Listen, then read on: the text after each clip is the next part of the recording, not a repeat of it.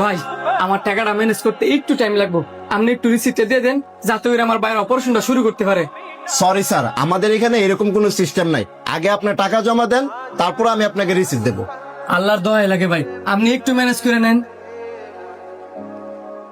Sorry sir, আমার পক্ষে সম্ভব না। কিসের সম্ভব না? তুমি কি আমার কথা বলো বলো অপারেশন শুরু করতে, আমি বিষয়টা দেখতাছি। জি স্যার। ডাক্তার সাহেব আপনার অনেক অনেক ধন্যবাদ। ধন্যবাদ দেওয়ার কিছু নাই, একদিন আপনি আমার উপকার করছিলেন, আজকে আমি আপনার উপকার করলাম, ভুলে গেছেন গা?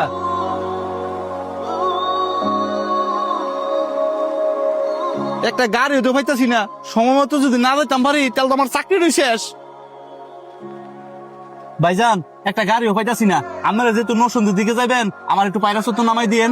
আপনার আমি পায়রাসুতর কিভাবে নামাই দিমু? আমি তো সাহেবের তবের দিকে যাবো। প্লিজ আমার একটু উপকার করেন, আমি যদি সময় মতো না যেতাম পারি তাহলে আমার চাকরিটাই হইতো না।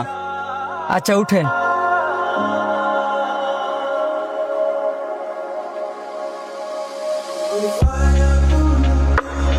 ভাইজান ভালো করে ইন্টারভিউ দেন, তাহলে আপনার জন্য শুভকামনা রইল। আজান দিছে, নামাজটা পড়ে এলাম তাহলে আরো ভালো হবে। আমি নামাজ কিভাবে পড়বো? আমি তো হিন্দু।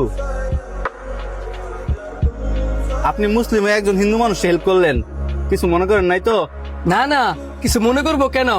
আপনি হিন্দু হন আর মুসলিম হন, আমাদের সবচেয়ে বড় পরিচয় হচ্ছে আমরা মানুষ। একটা মানুষের বিপদে আরেকটা মানুষ পাশে দাঁড়াবে, এটাই তো মানব ধর্ম। আপনি আর দেরি করেন না, তাড়াতাড়ি ইন্টারভিউ দিতে যান। আপনার একটা কথা আমার এখনো কানে বাজে, আপনি বলছিলেন না একটা মানুষের বিপদে আরেকটা মানুষ পাশে থাকবে, এটাই তো মানব ধর্ম।